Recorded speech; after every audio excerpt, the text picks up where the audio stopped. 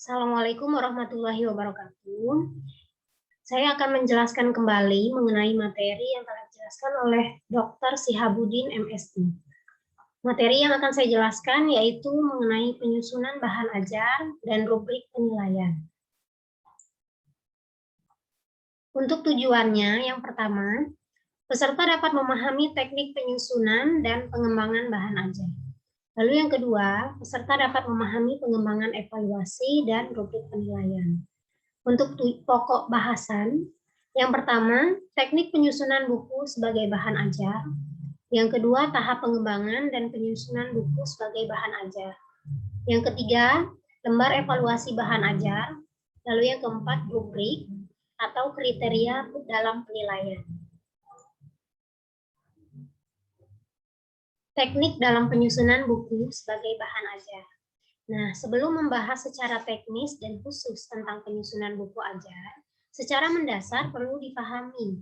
Bahan ajar itu yang pertama, suatu materi perkuliahan atau pelajaran yang disusun secara sistematis sebagai sumber pelajar untuk mencapai tujuan pembelajaran. Bahan ajar menurut National Center of Competency Based Training tahun 2007 adalah sebagai bentuk bahan yang digunakan untuk membantu dosen atau guru instruktur dalam melaksanakan proses pembelajaran. Untuk jenis bahan ajar, banyak sekali jenisnya, mulai dari bahan ajar cetak, audio, visual, dan multimedia interaktif. Pendidikan dapat menggunakan proyektor, laptop, website, media sosial, dan masih banyak lainnya. Namun, dari keempat jenis bahan ajar tersebut, bahan ajar yang paling relatif mudah dibuat adalah bahan ajar yang cetak. Untuk fungsi bahan ajar ini dibedakan menjadi 3 macam. Menurut Prastowo, yang pertama, fungsi bahan ajar dalam pembelajaran klasik. Di antaranya, yang pertama sebagai satu-satunya sumber belajar serta pengawasan dan pengendalian proses pembelajaran peserta didik yang bersifat pasif. Lalu sebagai bahan pendukung proses pembelajaran yang diselenggarakan. Untuk yang kedua, menurut Prastowo, fungsi bahan ajar dalam pembelajaran individual, antara lain, yang pertama sebagai media untuk dalam proses pembelajaran, kedua sebagai alat yang digunakan untuk menyusun dan mengawasi proses peserta didik dalam memperoleh informasi, yang ketiga sebagai penunjang media pembelajaran individual lainnya. Lalu yang ketiga, menurut Prastowo, untuk fungsi bahan ajar dalam pembelajaran kelompok. Jadi diantaranya sebagai bahan yang terintegrasi dengan proses belajar kelompok dengan cara memberikan informasi tentang latar belakang materi, informasi tentang peran orang-orang yang terlibat dalam pembelajaran kelompok, serta petunjuk tentang proses pembelajaran kelompoknya sendiri. Sebagai bahan pendukung, bahan ajar utama dan apabila dirancang sedemikian rupa, maka dapat meningkatkan motivasi belajar bagi peserta didik. Selanjutnya, karakteristik bahan ajar menurut Widodo dan Jasmadi. Pertama, bahan ajar dapat membuat peserta didik mampu membelajarkan diri sendiri dengan bahan ajar yang dikembangkan. Lalu yang kedua, bahan ajar harus memuat tujuan yang dirumuskan dengan jelas, baik tujuan akhir maupun tujuan antara. Lalu yang ketiga, bahan ajar memudahkan peserta didik belajar secara tuntas dengan memberikan materi pembelajaran yang dikemas ke dalam unit-unit atau kegiatan yang lebih spesifik. Lalu yang kedua, set content, yaitu bahan ajar haruslah memuat seluruh bagian-bagiannya dalam satu buku secara utuh untuk memudahkan peserta didik dalam mempelajari bahan ajar tersebut. Lalu yang ketiga, berdiri sendiri. Berdiri sendiri di sini yaitu bahan ajar yang dikembangkan, tidak tergantung pada bahan ajar lain atau tidak harus digunakan bersama-sama dengan bahan ajar yang lain. Lalu untuk yang keempat, adaptif.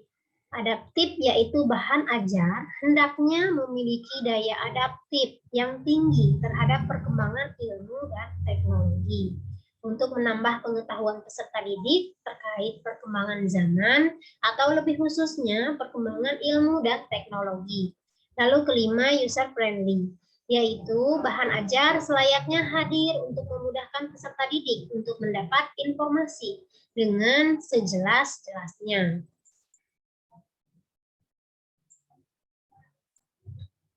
Jenis-jenis bahan ajar. Pengelompokan bahan ajar berdasarkan jenisnya dilakukan dengan berbagai cara oleh masing-masing ahli. Menurut Heinig, tahun 1996, ia mengelompokkan 5 jenis bahan ajar berdasarkan cara kerjanya, yaitu bahan ajar yang tidak diproyeksikan seperti foto, Instagram, diagram, display, dan model. Lalu bahan ajar yang diproyeksikan seperti slide, film strip, overhead transparency, proyeksi komputer. Lalu ada juga bahan ajar audio. Bahan ajar audio ini contohnya seperti kaset dan compact disc. Nah, bahan ajar video ini seperti video dan film. Lalu untuk bahan ajar media komputer, misalnya adalah CMI, lalu ada computer based multimedia.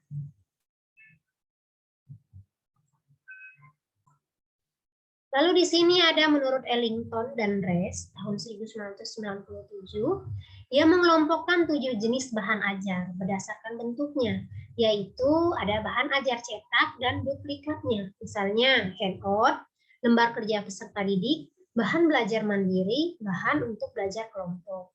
Lalu ada bahan ajar display yang tidak diproyeksikan, misalnya flipchart, poster, model, dan foto. Lalu ada bahan ajar display diam yang diproyeksikan, misalnya itu slide, terus ada film strip, dan lain-lain. Lalu bahan ajar audio, misalnya ada audio tapes dan siaran radio. Lalu ada bahan ajar audio yang dihubungkan dengan bahan visual diam, misalnya program slide suara, program film strip bersuara, tape model, dan tape reality. Nah, bahan ajar video ini misalnya siaran televisi dan rekaman video tape. Lalu ada juga bahan ajar komputer, misalnya adalah CAI dan CBT.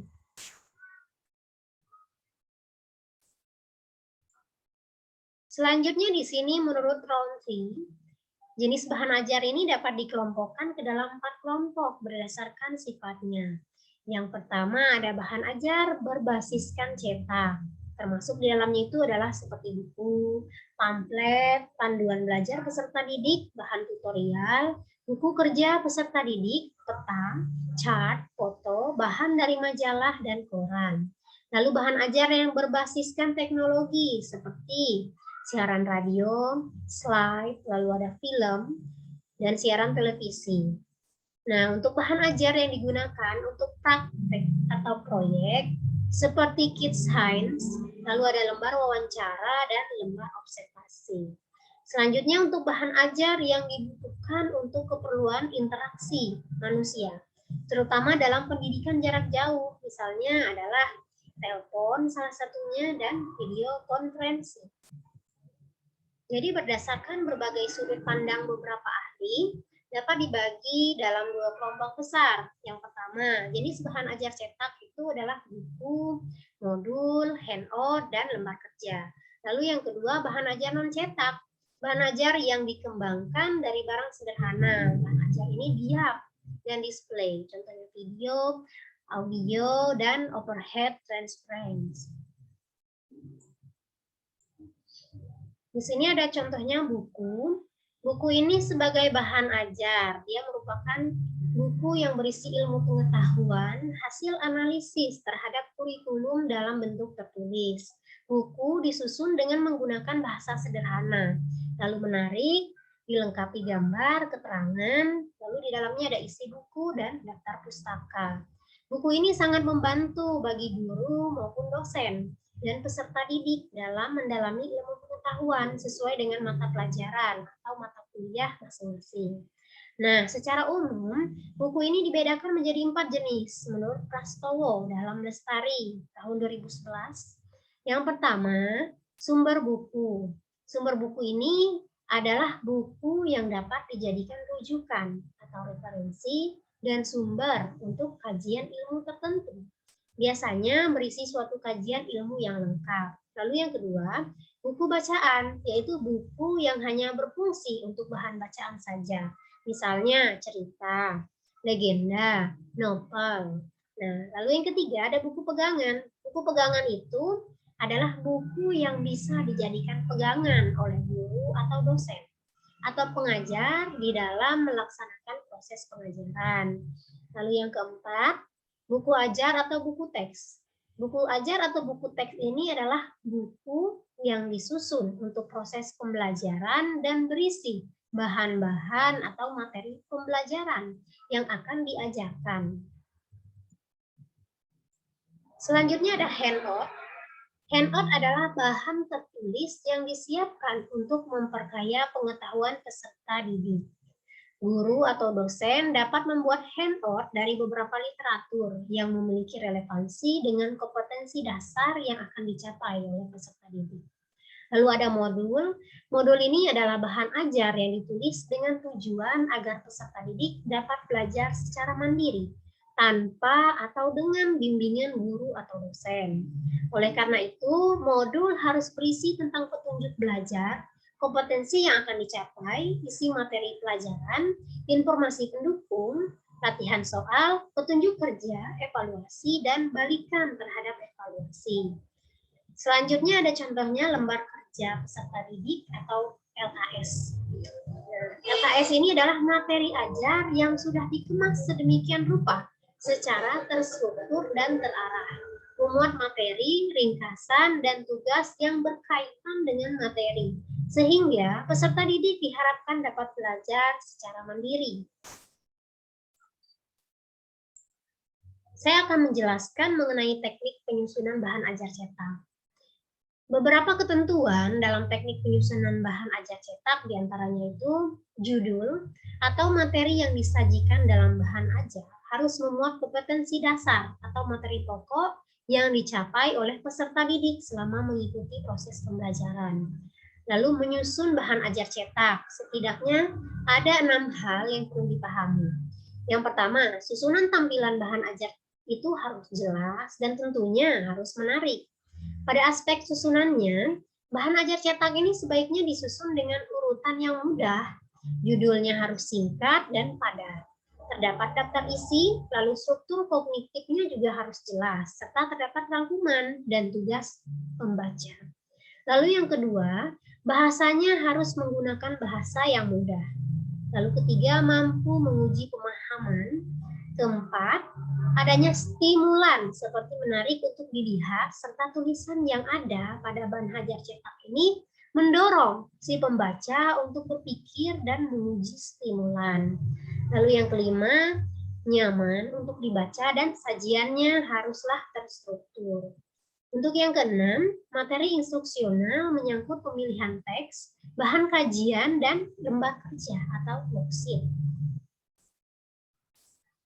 Nah, pada saat pembelajaran akan dilaksanakan, hendaknya seorang tenaga pendidik yang profesional itu haruslah memahami diantaranya karakteristik isi pesan pembelajaran yang akan disampaikan agar tidak salah dalam memilih strategi pembelajarannya. Lalu interaksi dalam pembelajaran, jadi dalam sebuah pembelajaran itu harus ada interaksi antara si mahasiswa dengan dosen misalnya. Lalu selanjutnya pengelolaan kelas, dan yang terakhir pemilihan bahan pembelajaran dan media pembelajaran dan alat evaluasi yang akan digunakan. Nah, untuk tujuan pengembangan bahan ajar ada 4 ya. Yang pertama, menyediakan bahan ajar yang sesuai dengan tuntutan kurikulum. Lalu yang kedua, menyediakan bahan ajar dengan mempertimbangkan kebutuhan dari peserta didik. Lalu yang ketiga, membantu peserta didik dalam memperoleh alternatif bahan ajar selain buku teks. Karena buku teks ini sulit untuk diperoleh. Lalu yang keempat, memudahkan dalam melaksanakan pembelajaran. Ini adalah tujuan dalam pengembangan bahan ajar. Di sini ada saran, sebaiknya bahan ajar ini yang didesain secara lengkap, memuat isi dan ilustrasi yang menarik, akan menstimulasi peserta didik untuk memanfaatkan bahan ajar sebagai sumber belajar. Lalu bahan ajar dapat berperan sebagai bahan belajar mandiri apabila bahan pembelajaran didesain secara lengkap. Lalu bahan ajar ini haruslah dilengkapi dengan tujuan pembelajaran tentunya atau kompetensi yang akan dicapai. Materi pembelajaran yang diuraikan dalam kegiatan belajar, ilustrasi media, prosedur pembelajaran, latihan yang harus dikerjakan dilengkapi rambu jawaban, tes formatif dilengkapi dengan kunci jawaban. Lalu ada umpan balik dan daftar pustaka. Oke, cukup sekian penjelasan saya hari ini. Lebih dan kurangnya mohon maaf. Wassalamualaikum warahmatullahi wabarakatuh.